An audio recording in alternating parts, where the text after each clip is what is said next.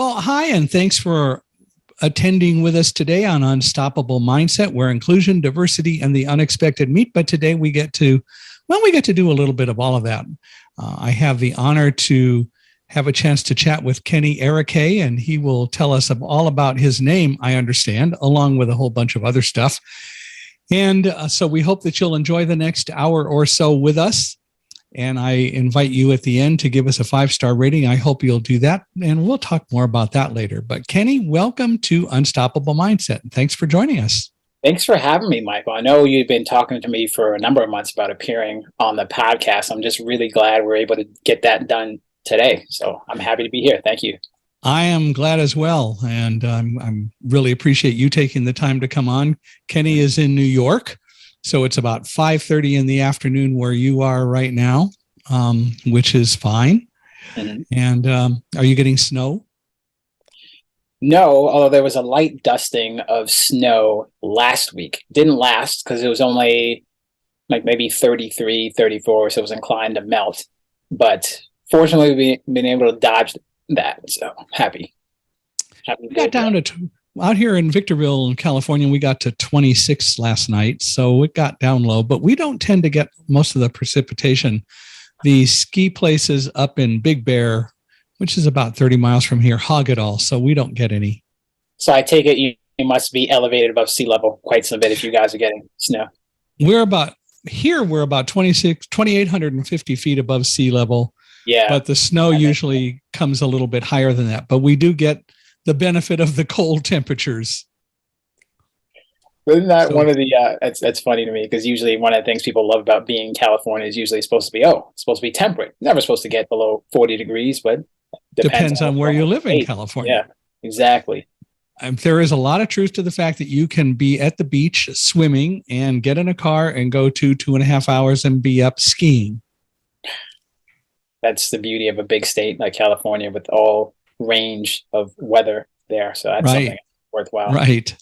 Well, let's start. Tell us a little bit about you growing up and all that kind of stuff. Sure. First thing is I'll answer what might be a common question about my name. People see it spelled, it's Kene.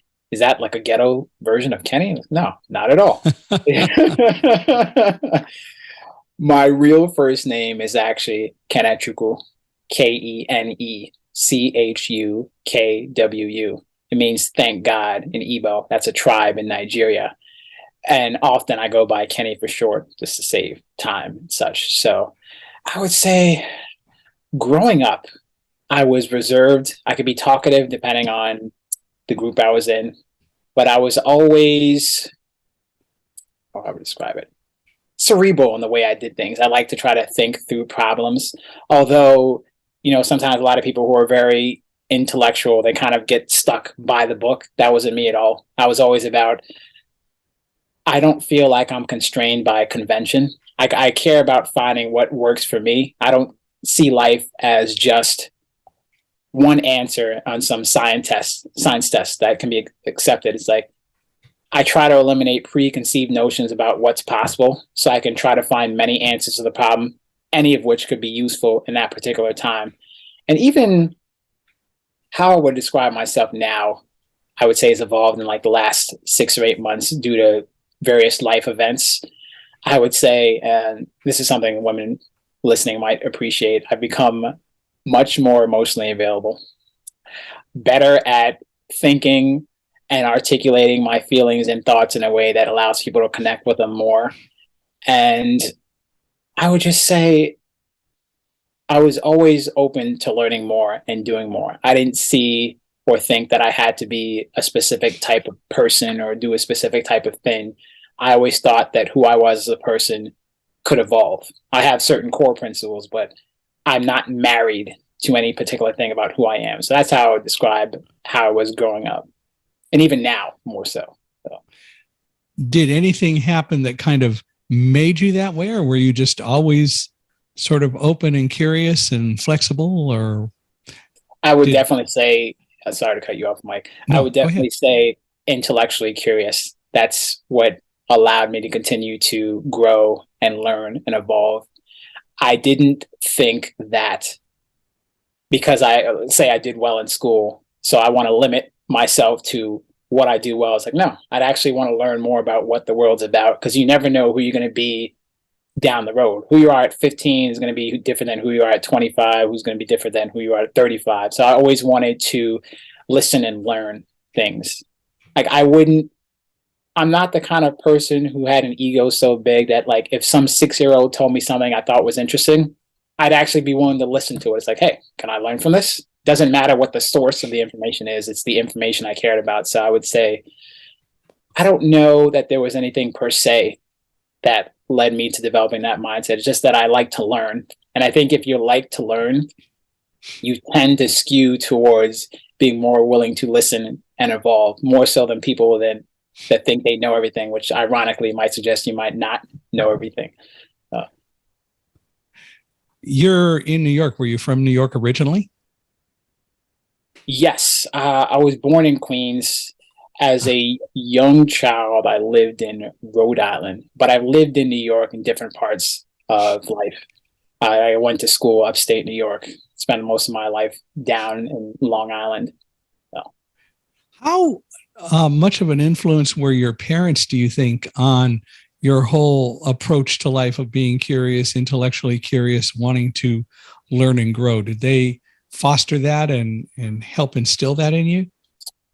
I think so. I know both my parents always encouraged us all to read and learn. They definitely said, as Nigerian parents, that academics was paramount, getting into college, getting good work, and just doing all the things related to being a good student will tend to encourage you to learn more.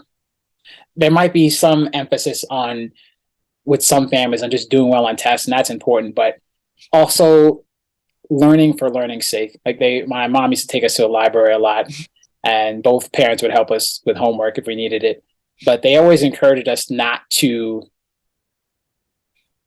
pigeonhole ourselves in ways. Like, some families might be like, oh, well, my kids have to go into entertainment, or my kids have to study X, Y, Z. It's like, no, they want you to learn and do well, but they also want you to use your mind in ways that are going to leave you more flexible and more capable down the road. So I would say my parents definitely played a role in my own mindset of how I learned and how I adapted going forward.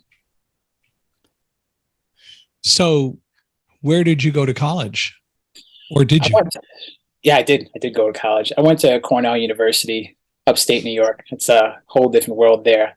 Now, yes. I wouldn't be surprised if it was snowing in Ithaca. I haven't checked the weather. Yeah, I wouldn't be surprised either. Yeah, I know that. I think there was one semester in May that I was there where we actually had snow. It was shocking. Well, not that shocking, given the topography of the area, but just the fact that you can have snow in May somewhere. A lot of people are like, well, no, that can't happen. Well, no, in Ithaca can happen. Cornell University, yeah. The last year we lived in Westfield, New Jersey, which was the last full year, 2001. In May, we got snow, and we had enough snow that in the morning it did not all melt, and our house had a hill in the backyard. And actually, I would walk the dogs by going down the hill and let them go do their business. We didn't have a fenced yard.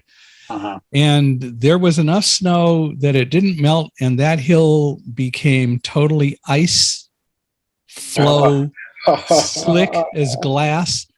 And it was incredibly hard to get down the hill and up the hill. So I wore my snow boots, and I did it once. I went, that's not going to work very well. We had a long flex leash, like a 20, 25 foot long leash. So I'd stand at the top later in the day and the next day, and the dogs would go down and do their business, and they came back up and didn't need a lot of help. But boy, I would have if I had tried to do that. I did it once, and it was not something I'd want to do on a regular basis. But in May of 2001, what a crazy world. What breed of dogs did you have? They were, well, let's see. Actually, we had one, and we had two. They were both yellow labs. Okay. female yellow labs. One was a retired guide dog, Linny, and then Roselle, who, if Oh, you've wow. checked out my story, was with me in the I World did. Trade Center. I saw that. Yeah. So Roselle, who was the puppy, and Linny, and both of them did well on that hill, but I sure didn't. I'll tell you, I was a wuss. I can see, especially if it's a slick hill, you might Oh, have some unexpected sledding experiences without a sled. So yeah, I absolutely would. but I know those breeds of dogs, they love to run around, they love to explore. So I'm sure they really loved it, even when it was icy. Oh, yeah, they loved it. They did really well. So it's one of those memories of New Jersey, though. Jersey will do that. So what did you study at Cornell?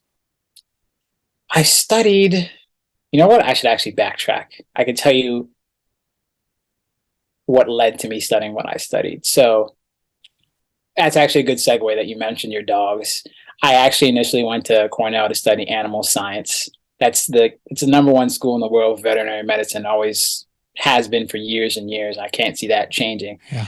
So growing up, I always loved animals and I wanted to be a veterinarian. I'd taken a number of research opportunities at different colleges during my high school years. I also interned at a vet's clinic for about a year. And I realized that I still loved animals, but the science behind animals is really boring to me. And I wanted to figure out what to change to. But I still wanted to go to Cornell. So I still matriculated as an animal science major, but I wasn't sure yet what I was going to change to. And this is where I got to give credit to a friend. His name is Toby Lewis. He was actually, might have been a sophomore when I met him. Cornell has something called diversity hosting weekends, where they allow students that have gotten accepted into the school to come for a weekend in April and spend time on campus. And Toby was the student that hosted me. I remember I had a number of conversations with him, and he was like, maybe you should look into this major called AIM, Applied Economics and Management. That might be something of interest to you. So I kept that in mind, and eventually I did become an AIM major in my sophomore yeur.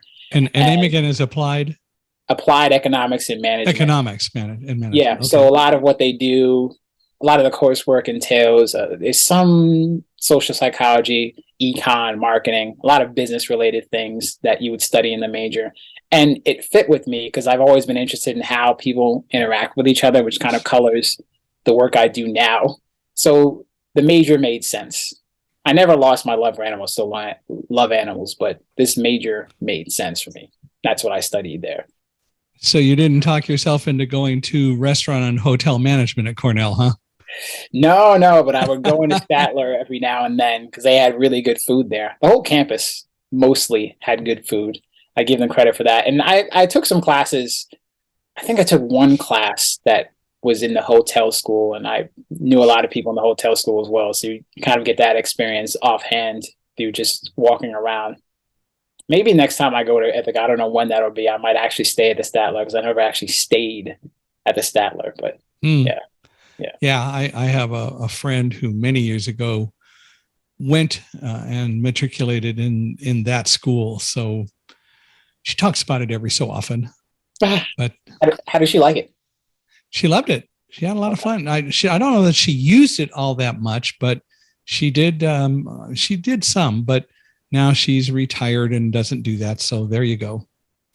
It's funny you mentioned the hotel school. I think I heard that Cornell folded the hotel school into some other part of the curriculum at Cornell. Okay. That's what I heard. I can't confirm that, but to me, I thought that when I heard that, if it was true, I thought that was a mistake because that was one of the things that helped Cornell stand out. It's like, maybe it's a money thing that we're not, like, we want to try to combine coursework. And I get that part, just that having a standalone hotel school is something that sets you aside. Besides, it really, yeah, absolutely. Yeah. It was pretty unique.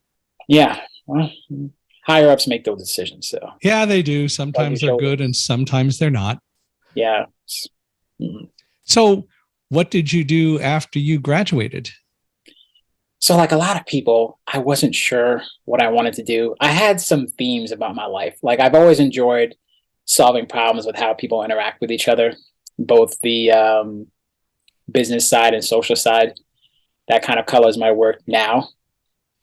I used to while I was in college, I was very entrepreneurial. I used to actually sell electronics online through eBay and some other online sources. And eventually down the road, what I started doing was manufacturing and importing commercial kitchen equipment, hydroponics equipment, and gymnastics equipment, and then bringing it into America and selling it to other people, sold other people. So kind of like a wholesaler. I got a bunch of stories related to e-commerce and that. But what I've done now, which really fits with, I think, who I am inside, is I do leadership and personal development coaching. What does that mean? In layman's terms, what it just means is like I help people take their bundle of skills and interest and use that to help them connect better with people around them, both in a business context and socially. Like, say, if you're looking to find your way into a better relationship, can help them with that. How can I be a better manager on site? How can I corral people towards a unified vision and really speak to people in a language that they get?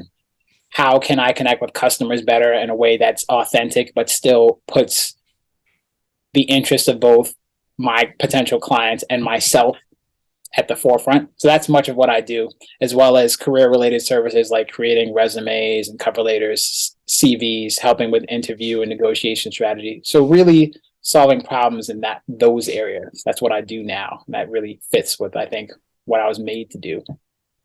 How did you finally get to this place where you are now?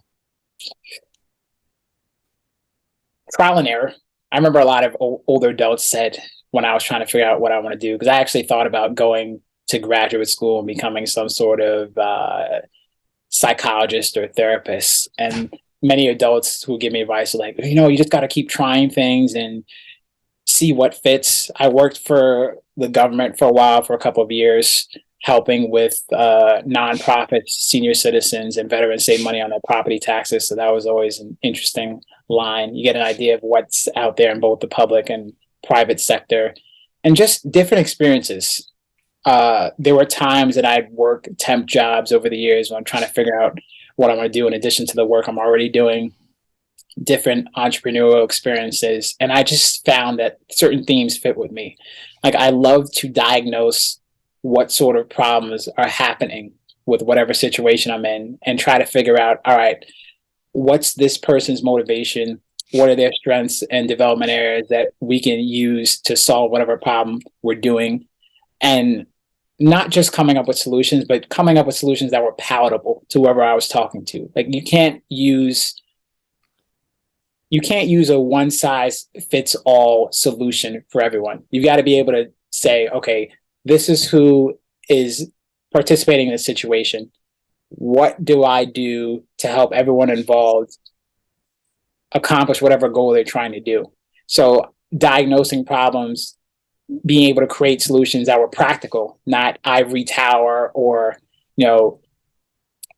overly idealistic, things that actually worked in the real world and that were based on science and evidence, and then helping people with these, both organizations and individuals. I would say that's a roundabout answer to your question of how I got into this line of work, is just paying attention to different themes in my life and where opportunities were to help people. So again, you just sort of came to doing that through trial and error, doing other kinds of things, huh? And then there was some of that. I would definitely say I got to give some mention to the Holy Spirit as well. That kind of steers you in a certain direction. Like, you have these certain things that have been pulling at you for years, but for whatever reason, you haven't been giving them enough attention. And once I started doing more of that, I was like, you know what? I should start looking to these kind of fields and this kind of work. It feels like it fits. And that's often a sign that God is directing you somewhere. So you don't want to ignore that. Right. Absolutely true.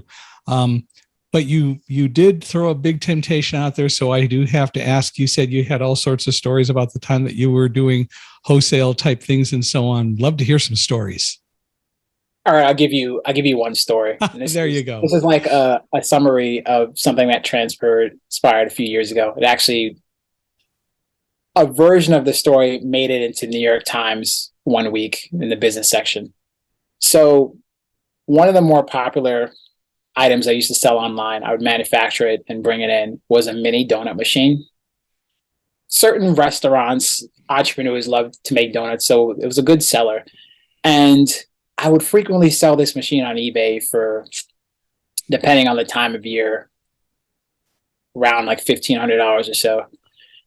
And I don't know if you're familiar with how the eBay dispute resolution process works, but they're very buyer slanted in terms of like, I have an idea of why they do it. There's some incentives as to why eBay does it, but they're inclined to listen to buyers when there's a dispute, even in the absence of real evidence the buyers might have. And I've been on both sides. Like I bought from eBay plenty of times and I've sold plenty of times, but I know from being on both sides how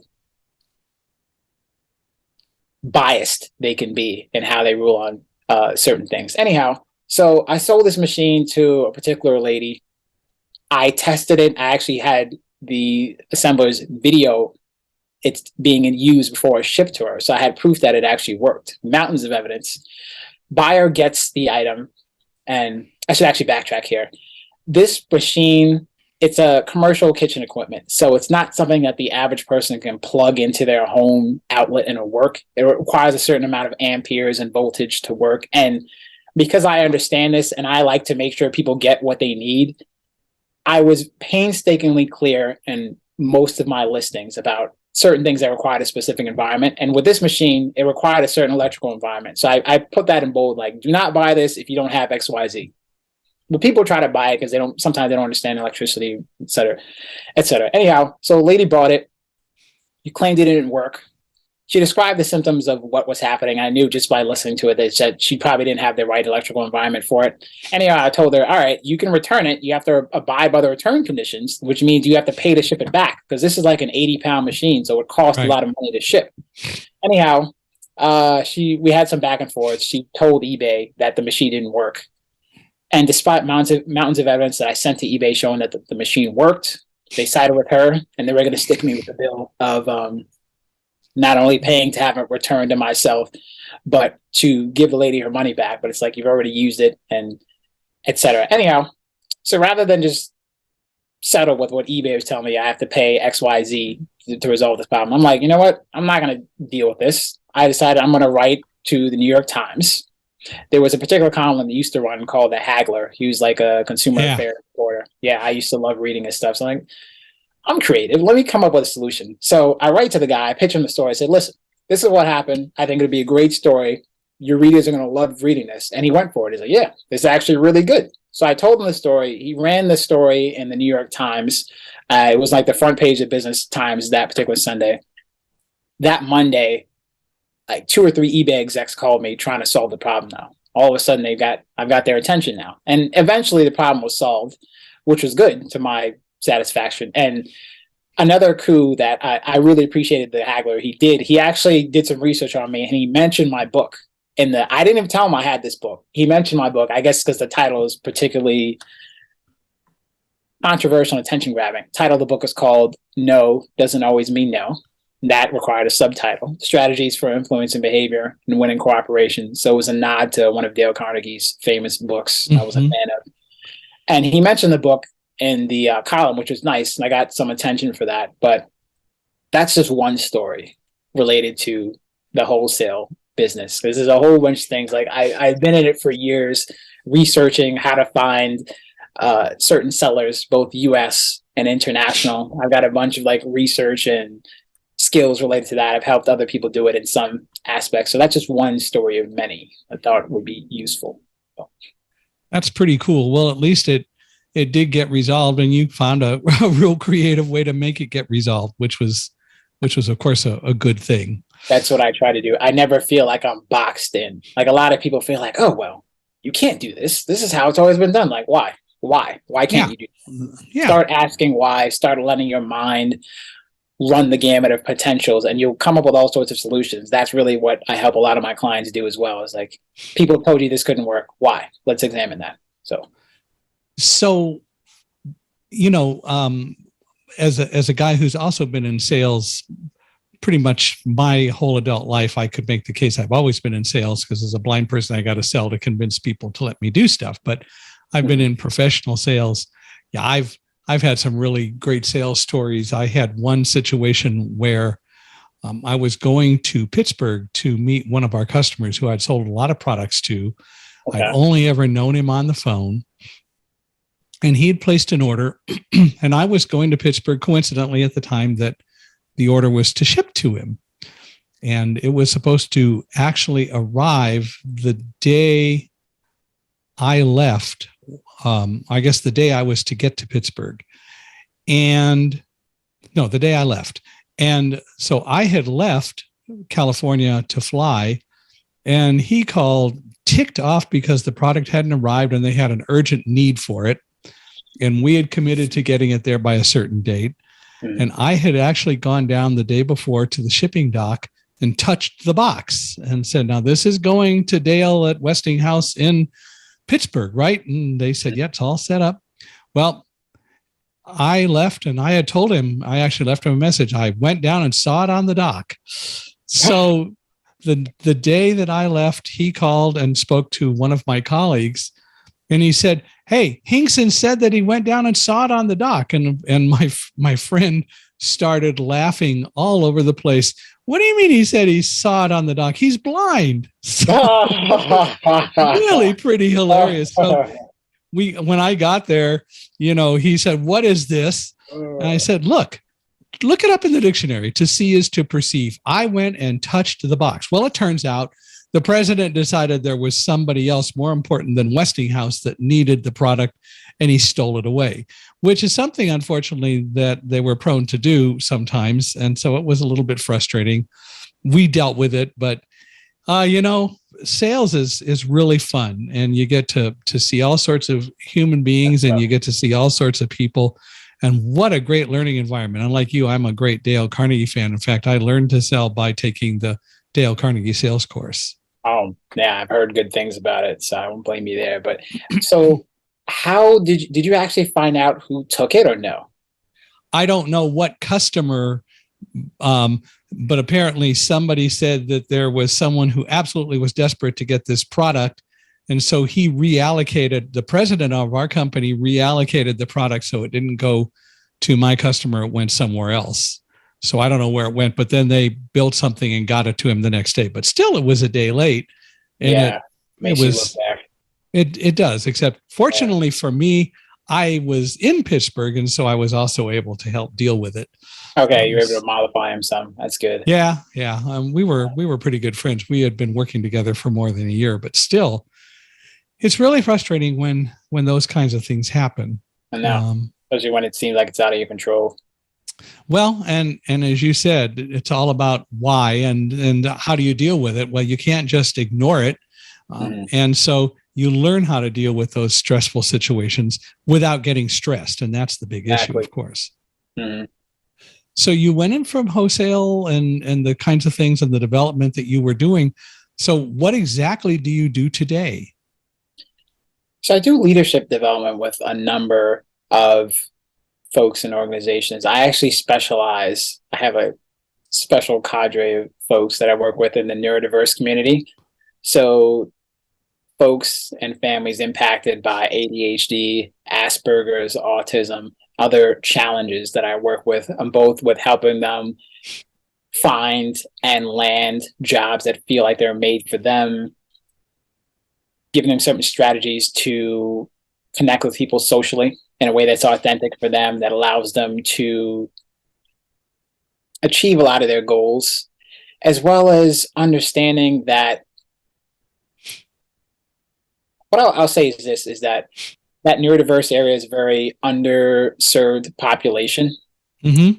A lot of people don't recognize like there's resources needed there and that there are ways that folks can help. And that was always something that caught my eye in the last few years. So for the last 4 or 5 years, I've been working with folks in that area, as well as other corporate clients and individuals who are just looking to, as you mentioned, find ways to relieve stress related to better ways of working on the job, better ways of connecting with people around them, whether that's like I want to form a better relationship with my family.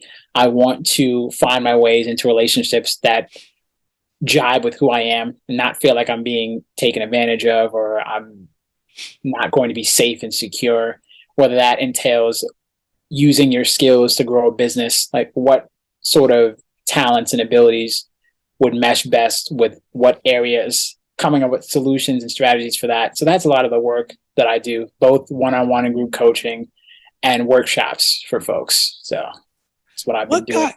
What got you involved, and why did you decide to work in the neurodiverse and neurodivergent kind of environment? I've always had an interest in solving people-related problems. And I just noticed that just from casual interactions with other people, that's like, there's a lot of this population that people don't really understand well. Either they don't take the time to, or they just have, like, we all have our own issues and problems. So we don't have time to worry about what the next guy is doing. But I just noticed that a lot of the talents and abilities that I've been working on can be useful for helping other people. Just like someone who's always spent years cooking. They take for granted that a lot of things they do well, other people would pay and really could use as value. Like someone who loves to cook and is a great baker. There's lots of people who are on the lookout for that. I'm going to give you a name. I'm going to shout this lady out because I just met her in the last couple of weeks. Her name is Alicia Davis, Granny's Cookie Jar.com. Uh-huh. I'm giving her free advertising now because they're very nice people. Her and her husband in Houston, Texas, they do a great job with desserts. And she's grown up her whole life cooking. That's just an example of someone who can use their value to provide value to other people. And she makes great desserts. Can't recommend them enough. I'm actually going to order more at a certain time, even though I don't even live in Texas. But I would say, as regards to my own journey, I just noticed that a lot of the things that are challenges in that particular area and that neurodiverse area are things that not only do I enjoy working on, but I generally have an interest in the people that I converse with. And I have like a stake in their own success. I like to see them succeed. So that's one of the things that drew me there, because there's always people, every single person on this earth has some talent or some proclivity that can be developed and useful for someone else. And if you find ways that you can ply this trade, all the better. I've noticed that that's a particular area that really speaks to me and I can provide value to. So I've been working on that for the better part of 5 years in that area. Well, as long as we've started down the road, does she ship? I'm sure she would. I mean, if you would pay for whatever it costs to ship from Texas to California, or whoever's listening, wherever you want to get your stuff shipped to, I'm sure she's a business lady. I'm sure the right arrangements can be worked out. Well, we'll just have to go investigate. Yeah. It is Christmas, you know. Yes, exactly. And good cookies are always worth having. Yeah, not just cookies. She's got a lot of other things there. I could tell you, but it's better if you're curious to go check out the other desserts there. So we will. That sounds like a lot of fun. Mm-hmm. But so you've been doing this leadership development coaching primarily in the neurodiverse world, but you've been doing that for 5 years, you say? With the neurodiverse community, the better part of 4 or 5 years, but I've been doing work related to both leadership and personal development in some capacity, I want to say, since I was a teenager. I was using it in how I sold my goods online. Like I would use that. Not only would I create I create recipe books, strategies for people who are buying from me, especially machines. Like, okay, these are the 6 most popular types of donuts that are being sold right now in your area. I've sent these people these kind of documents, as well as if they had any questions about how to use the machine, other things they can buy that could be of use. Like I had other accessories that I created, like a fan that might go on the donut machine to cool it down.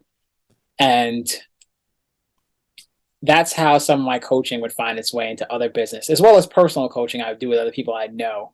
Like we'd work on certain things like, hey, I'm dealing with XYZ problem. Let's brainstorm how to solve it. So I was doing that work in some capacity for a number of years, but I would say I've had this specialty in the neurodiverse community for the last 4 or 5 years, but other work as well. So in all the things that you've done, you're clearly pretty successful. You're a person that values really exploring and trying to make things happen the right way. But have you ever been confronted with some real adverse kind of situation, and how did you deal with it? Well, I'll say first to the first part of your question, I'm definitely growing. Like any Sure. support, any advice, I'm always willing to listen. Because like I'm continuing to elevate, but I need to do more so. And I just know by being willing to listen, meet new people, that'll continue to grow. To your second question, yeah, I had a number of challenges, but I'll give you a long story. And when I tell the story and why I can't summarize it, you realize after I tell the story why I couldn't summarize it. But I'll give you, it might take me like 10 minutes, but I'll give you the entire story of a particular challenge. So is that cool, Michael? Sure. I All may right. interrupt and ask a question along the way just to break it up, but sure, go No, ahead. no problem. So we're going to flash back to January of 2018. I had this pain develop in my right calf. The pain was bad enough that I couldn't stand, let alone walk without extreme pain. So I tried to stay off my feet for a few weeks. And as I was doing that, I was doing some rehab work on my leg as well. And my leg started to feel better. So I said to myself, let me go out and start exercising again because I like to exercise regularly. I hate to be sedentary. So first day out, I do a little 20-yard jog and I feel like I'm going to collapse, like I just run a marathon. And for me, this is abnormal because I regularly sprint 100-yard distances. So jogging is nothing to me. But I figured, hey, man, I haven't worked out in a few weeks. I'm probably just out of shape. No big deal. So a couple of days later, I go to a football game that I regularly play in, and I catch a couple of passes on the first drive of the game, and I'm really winded again. But I'm like, it's no big deal. That's part of the conditioning process. So second drive of the game, QB's like, all right, Ken, we're going to burn him here for a big play. So he calls the play. I run the route. He makes a great throw. We connect for like 50 yards or something. And I get up, and I can't catch my breath. And I'm dizzy. My heart is racing. And at some point when I'm walking back to the line of scrimmage, I just collapse right there on the field, lose consciousness. And I come to and I see everyone staring at me. I'm like, what happened? They're like, oh, you lost consciousness. I was like, how long was I out? They're like, you were out for a couple minutes. So I'm like, okay. They call the ambulance. The ambulance comes to check me out. And I'm like, I don't want to spend all day in some emergency room waiting. You can just check me out here. I'll sign a waiver. I'll go to urgent care when I get closer to home. So that's what they did. They checked me out. Next morning, I go to urgent care, and the doctor runs some tests, and they tell me, we can't figure out what happened to you. You should go to the emergency room. So I go to the emergency room. Doctors there run some more tests, and they tell me, we can't figure out what happened to you either, and we actually don't think it's safe for you to be walking around. We want to check you in. Now I was a little startled because I wasn't expecting some overnight stay, but figured better safe than sorry. I'll just agree, I'll roll with it. So I check in. Next morning, doctors wake me up and they tell me, well, we ran some more tests and we figured out what happened to you. You had what's called bilateral pulmonary emboli. In layman's terms, what this means is that I have blood clots in both my lungs. And blood clots are actually one of the more common killers of Americans. They take out like tens of thousands of people every year. What blood clots do is they impair the organ that they're impacting from functioning at full capacity, which explains why I was having trouble breathing during what for me was normal exercise. Not only did I have clotting in both my lungs, I had clotting surrounding my heart and throughout my entire right leg where the pain originated. I was just going to ask about that. Yeah. Yes. So that was the genesis of what happened. And the doctors told me that the clotting was so severe and extensive that I probably should have died from it. But they said I survived because I was in good shape, built like a tank. I was flattered by that, but I'm like, God's grace is at play here because a lot of times he'll spare you from things because he's got things left for you to do. So I spend 3 days in this hospital, and I transferred to another hospital on the fourth day to get more specialized care. And I was in that new hospital for 1 day before the attending doctor decided to just discharge me. And I remember I didn't feel that great when he decided to discharge me, but I knew that not feeling good would be a status quo thing. in retrospect, I remember because of some events that happened later I'm about to tell you about, I probably could have sued the hospital because I could have easily died when I was discharged. Um, but I wasn't in great condition. I think the doctor was trying to, get his bed count down. Who knows? Anyhow, so I remember I was discharged around 7 o'clock that night, and I go home and I start feeling weaker and weaker progressively through the night. And I remember I had this pain develop in my stomach as well that was making it Mm, even harder for me to breathe. So I said to myself, let me go to sleep, see if I can sleep this off. And and I remember as I'm drifting in and out of consciousness trying to go to sleep, I hear two dueling voices in my head. The first voice was like, you're really weak, you're in a lot of pain, you're gonna die tonight. This is what this voice actually told me. And I've told people this, like, oh, you were just hallucinating. It's like, no, I actually heard this voice. And I knew that this voice was the voice of the devil because the Bible says the devil is the accuser of the brethren. At these moments in time when you're not at your strongest, he tends to try to slip his way in there and see if he can't take you out. And I knew this was the voice of the devil because I'm familiar with what the voice of God sounds like. And all of us can learn what that sounds like by getting a good study Bible, one with annotations in the margins, because a lot of times scripture, especially the King James Version, is difficult to interpret on your own. And it helps to have some sort of commentary help you with that. There are also a number of ministers that ministers and teachers one can look up that can really break down the Bible into plain English. One I like to recommend is Andrew Womack, awmi.net. He does a really, really good job of breaking down biblical wisdom so that you can apply it in all areas of life. Can't recommend his stuff strongly enough. He's on YouTube as well. And I'd be remiss if I didn't mention this point as well. There's a whole spirit realm that exists outside of the physical realm that we can see and touch and hear. And much of what transpires in this world that we can interact with physically is dictated by what's happening in the spiritual realm. So it helps to have an idea of that. And our minds, our brains were designed by God to manifest what we dwell on, which is why people who think negatively all the time or who are overly fearful of things they see those exact same things come to pass because that's what you're feeding your mind. And this is particularly important when you're dealing with health related situations because if you allow your mind to go too far in the wrong direction, that could be it for you. And I was cognizant of this. So when I heard this first voice, I told it, get behind me. And as I mentioned at the start of the story, I heard two voices. Now, the second voice chimed in and told me, yeah, you're not feeling great right now. And you actually have the option of passing away and going to heaven. Let me say that again. This voice gave me the option of dying in my sleep and going to heaven. And I knew it was the voice of God because, again, I'm familiar with what the voice of God sounds like. And I remember I had a conversation with him and I said, I'm not ready to go yet. Two reasons. One, I knew for family and friends to lose me at that young of an age, I was 31 at the time, that would be devastating for them. I didn't want them to go through that.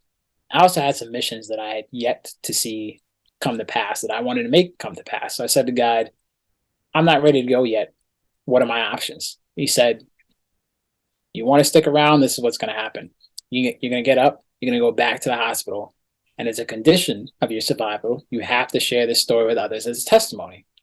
Hence me going to the 10-minute version of the story because that's what I was duty bound to do way back then. I have to share it per my commitment.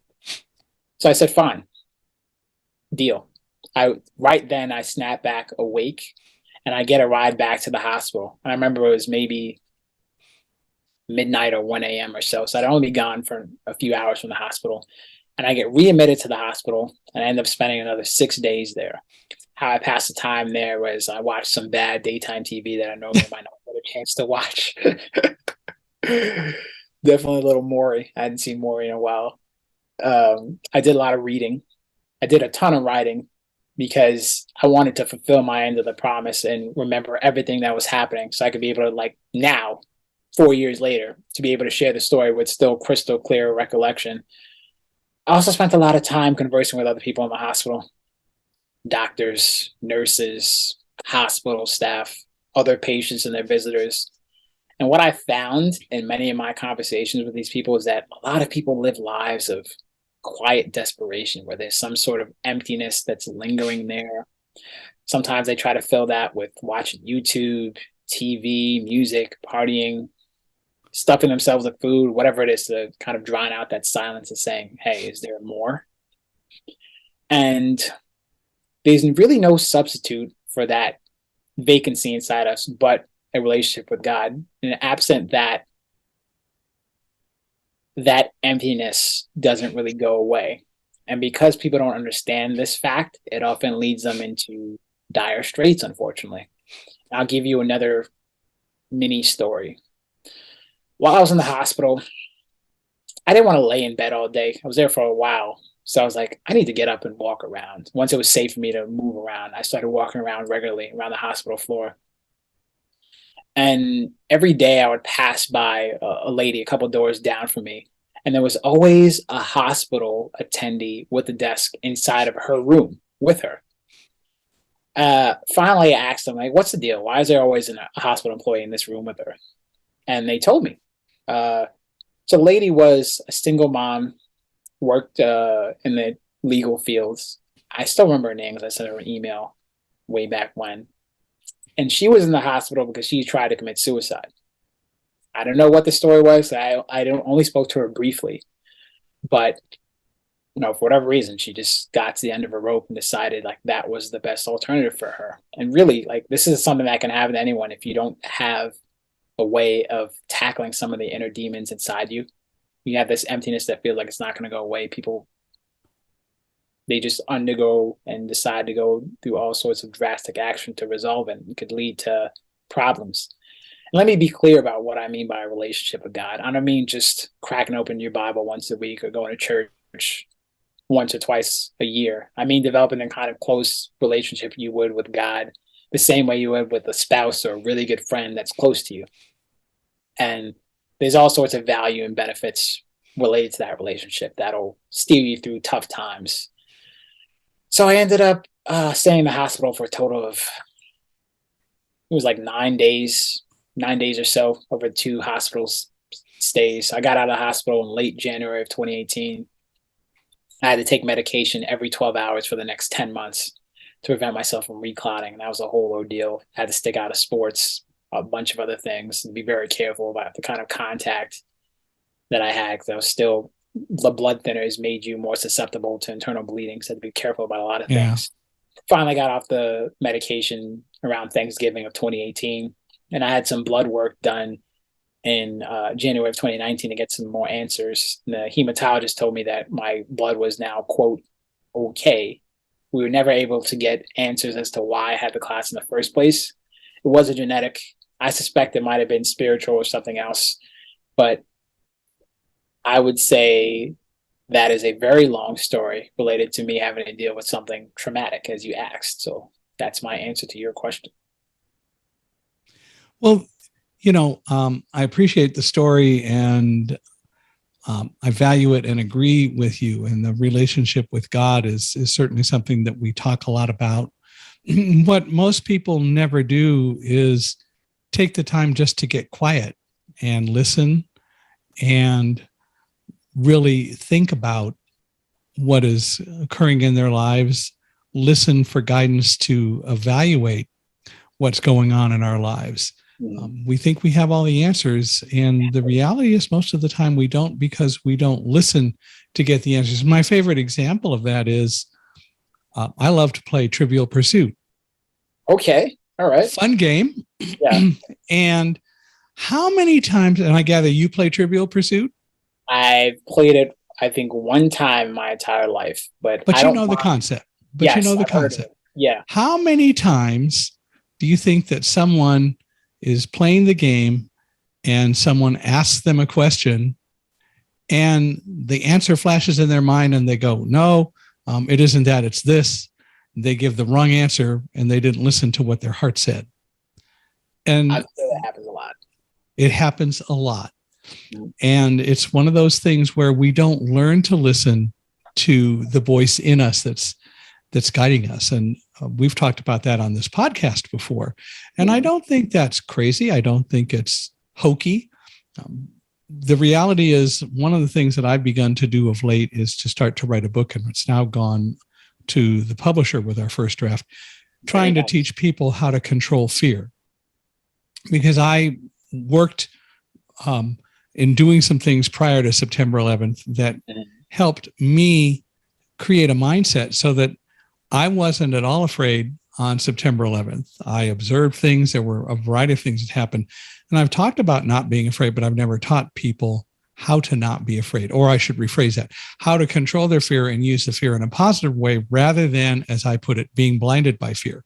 And it's all about, in large part, listening to your guidance, the voice in you, the voice that's around you, and really recognizing that you can truly move forward and you can truly go through this world without being afraid and have a meaningful life if you look for guidance. But it is something that we don't see nearly as much as we should. And learning to control fear is in part learning to listen to and immediately dealing with what you hear from that voice in you.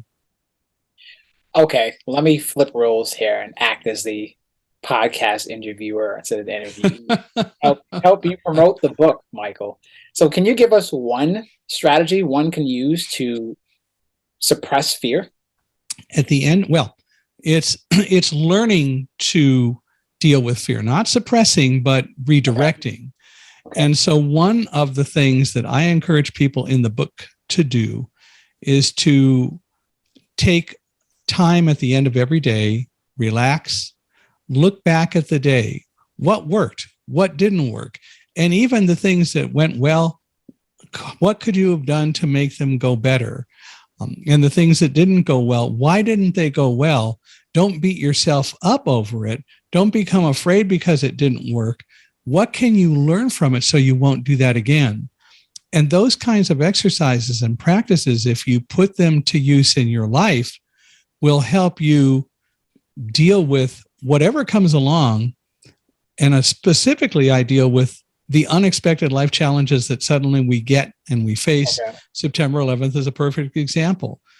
And the reality is that you, as an individual, can learn not to be afraid of whatever is going on. Yeah, the building could have collapsed, and there's nothing I could do about that. But the building hadn't collapsed by the time we felt the building stop moving. But other things were going on that told me that whatever was occurring wasn't such an imminent danger to us that we needed to panic. And also, panic wouldn't work anyway, because even if we ran to the stairs and started running down the stairs and everybody was running down the stairs, people would have been killed. So it's all about internalizing and really listening to that voice. That is a really good strategy and solution, Michael. It makes a lot of sense, especially both the quiet time aspect and the learning to trust the inner witness within you. I think that's, as you mentioned, I think a lot of people don't realize that's another value of Christianity. Like, it's that inner God within you that Jesus actually put it within all of us that often lies dormant is awakened and start giving you all sorts of direction and instruction, especially in times of fear. So That's a really good point. I actually look forward to seeing that book. What's the title? Well, the working title right now is called A Guide Dog's Guide to Being Brave, because we talk a lot about working with animals and so on as part of it. And I'm having had 8 guide dogs, got to have the dog influence in there. So it's important to have that in there. So whether that will be the final title when the publisher's done with it, it's hard to say, because when we did Thunderdog, my first book, which was a #1 New York Times bestseller about September 11th and my life, I wanted to call it Forward. And the publisher said, no, we should call it Thunderdog because the dog aspect will help it sell more copies. Perhaps so. But we ended up calling it Thunderdog, and everyone liked it. Barnes & Noble put it in their animal section because of that. But by the same token, it did well. And I wasn't so tied to Forward that was the only title that would be acceptable. And so Thunderdog has done really well. As I said, it has been a #1 New York Times bestseller and is still out there, and people get it. So that's pretty cool. But I like the title. It is all about really us learning and growing, and is what we need to do.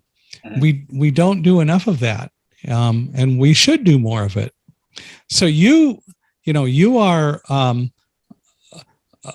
a person who, believes in yourself. You're confident about what you do.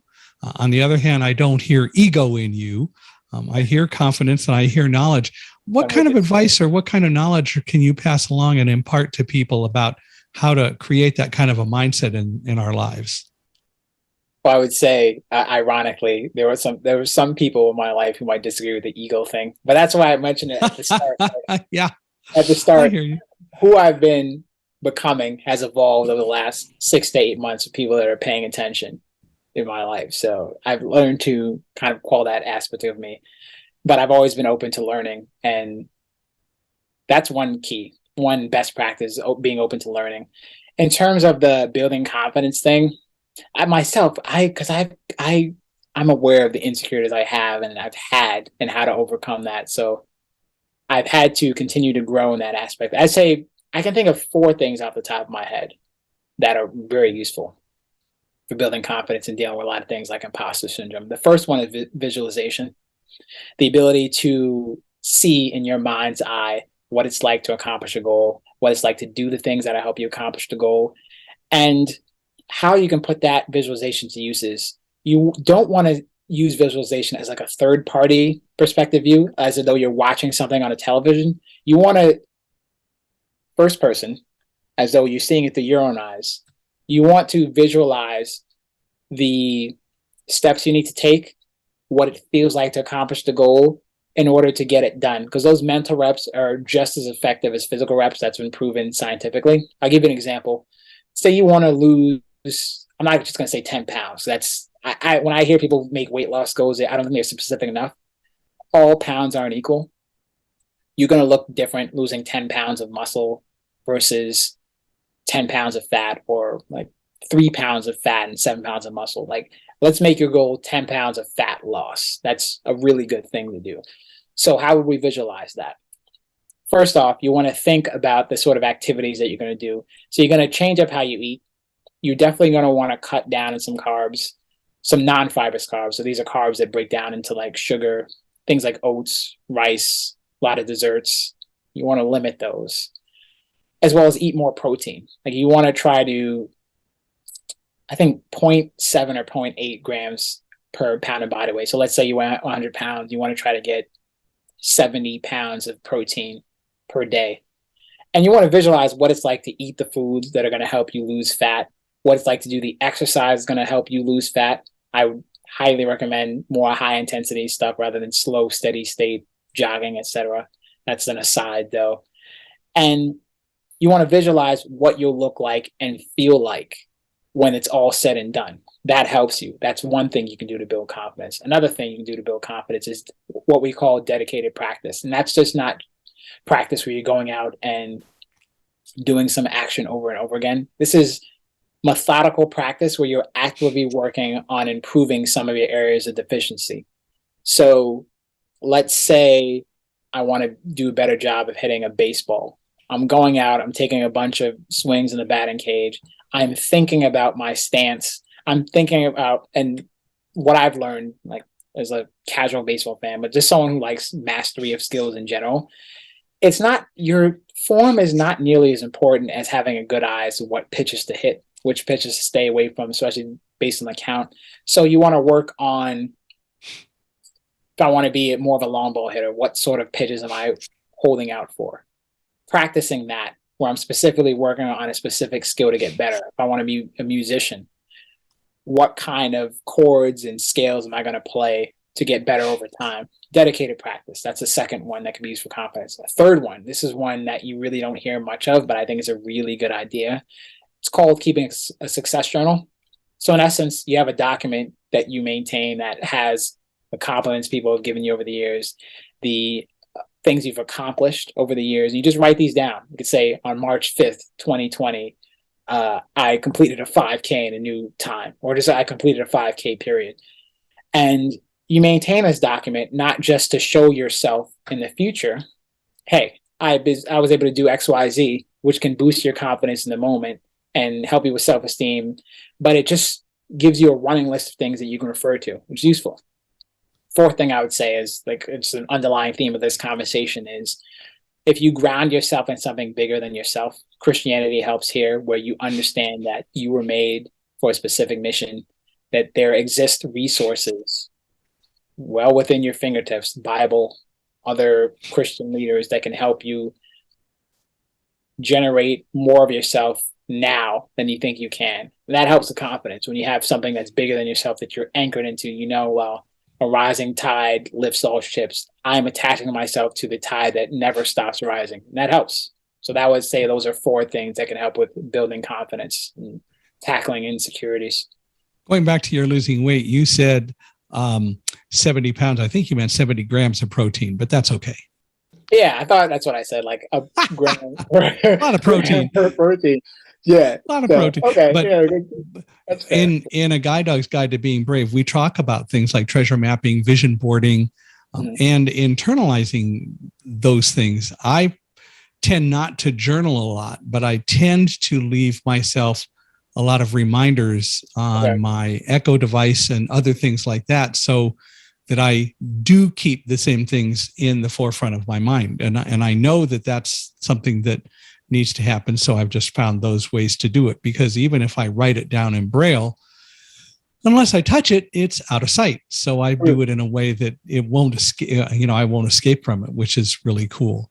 That's a really good method to use there. Anything that can be used to remind you whenever you need it, whether it's audio, visual. But internalizing it and doing it and structuring it in a way where you're really causing your mind to think about it. That's the important part about it.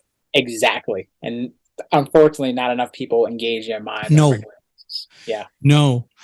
On our world today, in our country, we've got so many different things going on. People are fractured. The whole political system is fractured and so on.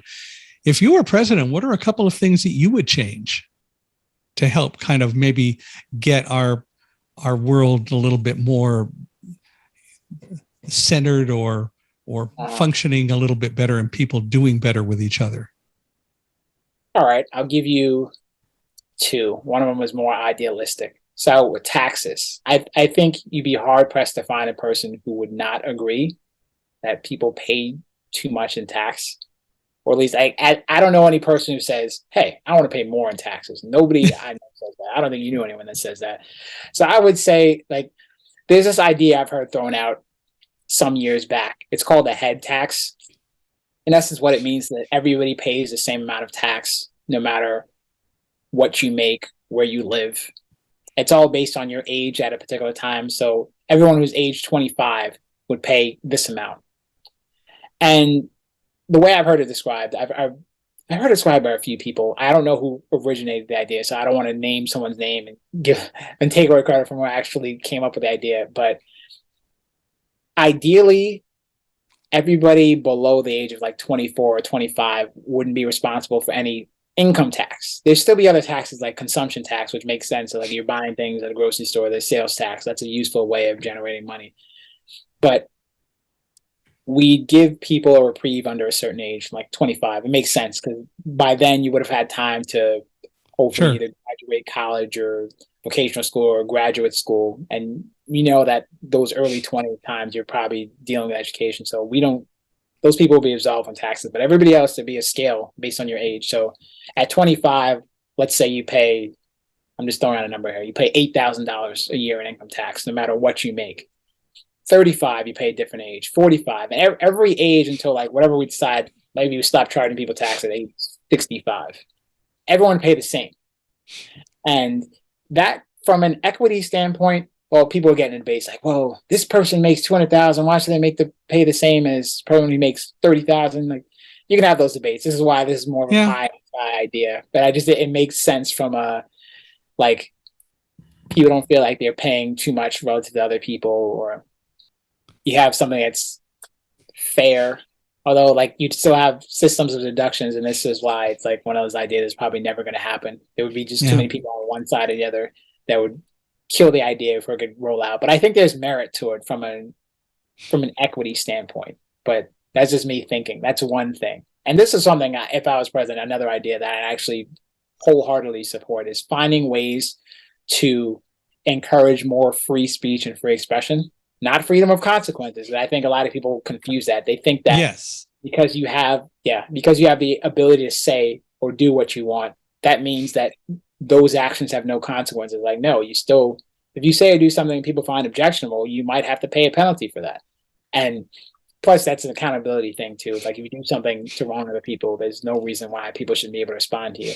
But I would encourage a system where, like right now, we have a lot of political ideologies that are aimed at stopping people from speaking, whether it's identity politics, or if you're born this way or born that way, that means you can't say anything, or if you don't believe this socially fashionable idea, you have to be silenced. I don't like that. I think people should be free to express their thoughts, and that's how the world becomes a better place, is through that sort of expression. So I would encourage systems that encourage that, as well as discourage people who are tempted to silence others that don't agree with them. That's something I would do if I were president. I think it makes for a better America.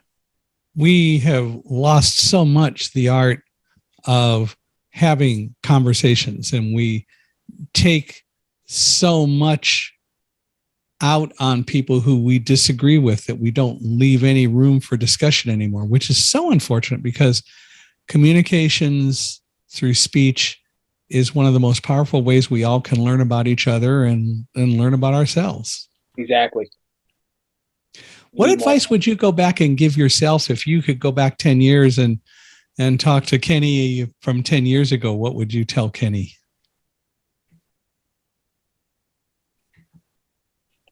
First thing I would say is I would say yes more. Because there's so many opportunities to say yes to things that people mention, whether that's going out with certain people, going to do this, going to do that, pitching to help with this. And there's a lot of good things that can happen just by saying yes and encouraging yourself to try something that's outside of your comfort zone. And you never know, unless it's illegal or unethical, that doesn't jibe with who you are inside. Most of the time, if someone invites you to do something, or if there's an opportunity to go after something that might be outside of your norm, a lot of good things can happen. Even things you don't anticipate. You might meet someone who's useful for something other, or something you might work on in the future. You might find out there's certain things you like about yourself or things you want to change just by throwing yourself into a new environment. So I would definitely say yes more. That's one. Second, I would say, and this goes along with our general underlying theme of this conversation about the importance of Christ in life, I would try to get aligned with Christ sooner. And I've always been a Christian in some regard, but learning more about what it entails, like edifying your spirit, man, learning more about how you can put, as you just mentioned, in different terms, how you can put that inner voice to use that could be used to bring you through and bring you to things you need to go into, because God's the author of all things perfect. So the sooner you get aligned with his will, the better. And if I had found a way to learn some of what I knew now, or just to, this is where I'm saying yes, some things might have been really useful, just to have encountered certain people and opportunities that would have gotten me on that path sooner, that would be something I would say, you need to focus on doing this now, because God's got all the answers. You got a lot of questions. And the sooner you get aligned with him, the faster those answers are going to come to you. So I would say those are two things I would have told younger Kenny to get on faster. And, the thing I would say is that whether it's Christianity or Judaism or even Islam, the reality is it's all the same God. And the scholars in all three of those religions acknowledge it being the same God. So the same teachings really apply across the board. And we've got to get away from thinking that ours is better than theirs, or somebody else says ours is better than yours. It's all the same God, folks. I would counter this and say that the same God exists, but the manner in which he's described in other religions is... Well, there is some of that. Yeah. But it is still the same God. And the reality is, I think people can get to the same place if they would put the teachings in place that allow them to listen to that inner voice. And that's really the ultimate thing still. Yeah, I think to the extent that the inner voice led you to Christ, that's the key thing. Because I think the key element missing in other religions is Christ, and that's the essential element that not only ensures eternal life, but your best life Yeah. on earth now. So I would Yeah. say, as long as the Christ element is there, that's the key thing. If there's no Christ element, it's harsh to say, but there's a lot of time wasted there if there's no Christ Yeah. element. So I Yeah. have to voice that part. But yes, I hear you. yeah, You've written a book. I have. Thank you for Tell me mentioning. about it. Yes, We talked about it briefly earlier, but briefly, go ahead yeah, if you would. yeah. Tell me about that. The title is "No Doesn't Always Mean No," and it's a guide to understanding how people think, act, and make decisions. So, strategies for growing a business organization you care about, learning how to form stronger bonds with people around you, both in a business context and a social context, learning how to interact with the opposite sex romantically in terms of reading body language, doing things that put your best foot forward that are not inauthentic. It's got information on the four major reasons why we fail to get people to align with our way of thinking, whether that's if you're trying to encourage them to buy something, you're trying to encourage them to be more of a trusted ally to you, things of that ilk. It's all about solving a lot of people problems. And how the book itself came about is, as a teenager, I used to write down all sorts of interesting facts from all different disciplines, science, social psych. I write them down, I keep notes on them, and I would use them in college when I used to cold call to sell goods online. And some of my friends would see like the notes I took and like, wow, this stuff is really good. Like maybe you should put this out. And that's eventually how my blog, which I can mention later, and the book came to pass. As I wrote these things down, people encouraged me to share them. So that's how they came to pass. And funny enough, I'm going to release an audio version of that book as we hit 2023. So sometime in January or February, when this comes out, the recording audio version of it should come out then. But that's how the book came about, and it's my first baby. There will be another. Did you publish it? Did you publish it yourself, or did you have a publisher? Self-published it. What I did was I hired somebody to like do the artwork related to it, but then I just looked into like, okay, like what needs to be done to copyright it? How do you register it with the National Library in DC? Right. I did all this stuff, and I figured out how to do it myself. And it's like, if you wait for a publisher, you have to wait for a publisher. So the general theme of the book is I'm very proactive, creative, and problem solving. That's ironically, that's how the title came to pass. Is like, well, what's up with the title? Is it about forcing yourself from people? It's like, no, it's not what the book's about. It's about the importance of persistence and creativity and problem solving. And that was just another extent of it. There's actually a scientific principle called oscillation. It just means that when we make decisions, those decisions aren't set in stone, and they can change if your preferences change, whether that's sometimes with age, like you might like certain foods, then you hate them now. Like for me, I used to love American cheese growing up, and then sometime in high school, I'm like, how can I eat this crap? It tastes terrible. Yeah. That's a version of oscillation, or someone who likes orange juice without pulp in it, and then without pulp as opposed to pulp. Yeah. Yes, like your mind is not in a constant state of flux, but it changes over time, and that's what that principle of oscillation comes to. And your yeses today could be no's tomorrow, or vice versa. Hence the title of the book, No Doesn't Always Mean No. It's about getting more yeses into your life. And that's the science behind the title itself. Cool. And you have another book you're going to start working on. Yeah, I've actually knee deep into that book. I would say a lot of it's done. It's not done yet. I see myself publishing it within the next, I don't want to picture myself in the summer, but it's going to come out sooner rather than later, sometime in the next couple of years. This book's not going to be on the 7 elements that create strong bonds between people, both in social and professional context. And there's going to be a section in there on how singles can find spouses that feel like they're made just for them. Funny enough, that's sort of my current life state, is like helping both myself and others figure out this $64,000 question. How do we find the matches that God would think would be best for us? So I cover some of that and how it's been done in some society, some of the intel related to that. That's going to be in the next book. So people can look forward to that. Exciting. Mm-hmm. So you used to do football. Do you still play football? What do you do when you're not working? Oh yeah, I play a lot of football. I got to give a shout out to some of my the teams I play on. Gangrene, the Bulls. I'll give Kiss my end zone a shout out.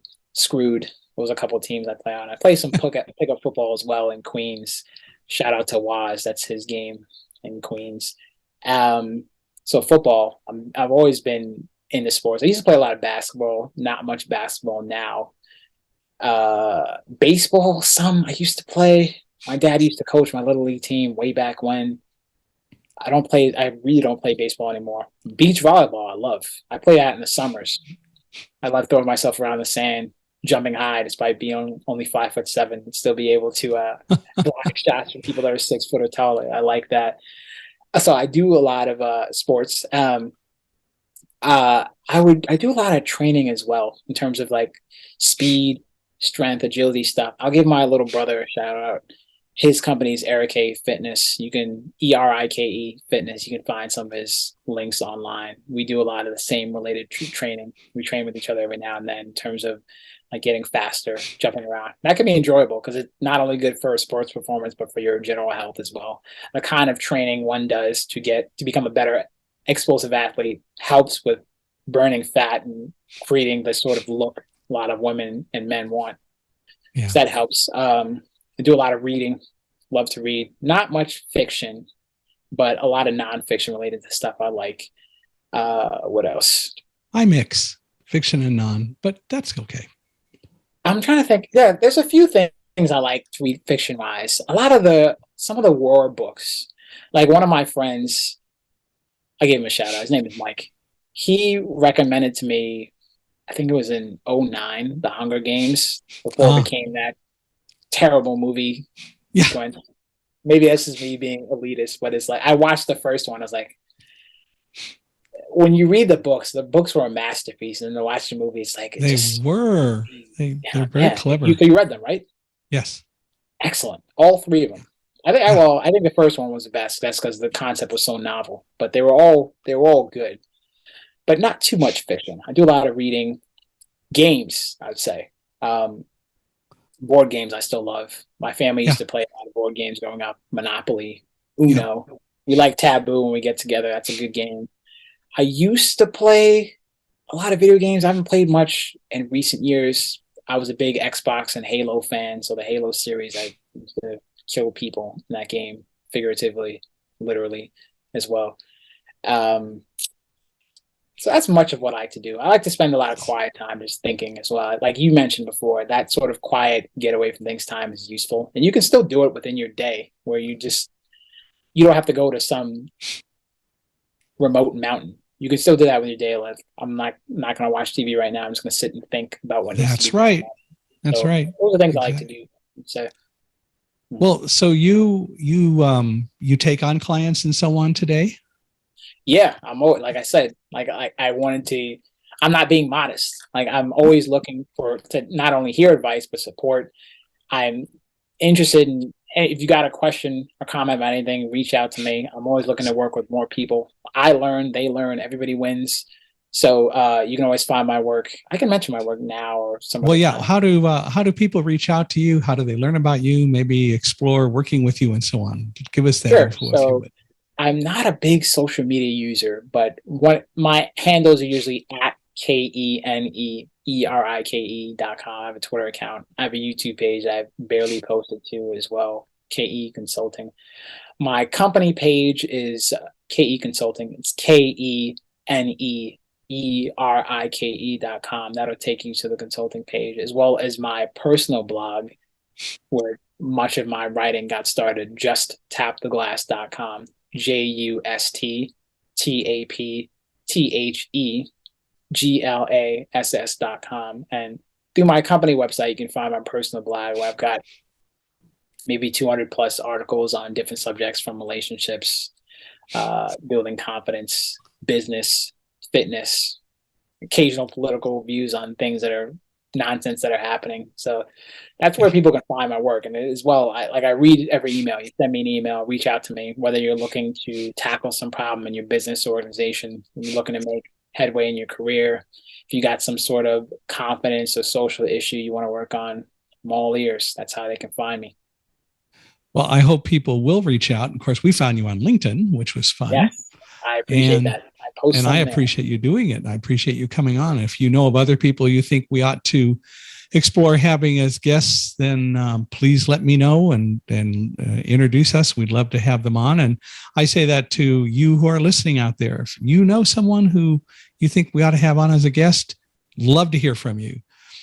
And please reach out to Kenny, and he's got, I think, a lot to offer. There's no doubt about it. So please reach out, get his book, and just progress. I think that's what we all need to do. And if you'd like to, and I would appreciate it, we'd love to hear from you about what you think of the podcast today.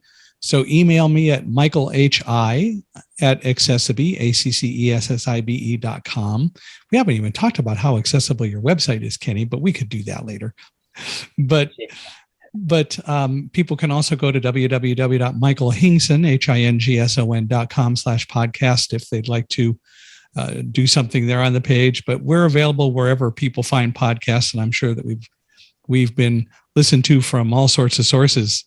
So love to hear from you all. Love to get your thoughts, and appreciate you reaching out to Kenny in all the endeavors that he has, and he can definitely enhance what you do. So Kenny, one last time, I want to thank you for being here and for taking the time to come on Unstoppable Mindset and help us all get a little bit smarter. Thank you, Michael. And I did mention your podcast to a couple of people because I read your work after you reached out to me. It's like, wow, Michael does a lot of really good things. And I listened to some of your episodes, like, wow, this is really good. So I've mentioned it to a few people, and the work you do is really nice. I love conversing with you. So I can't recommend you enough. I really appreciate the compliments you threw my way as well.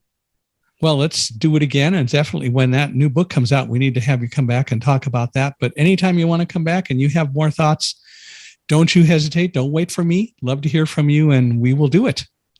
Yes, sir. I appreciate that, Michael. Thank you. Thank you very much once again.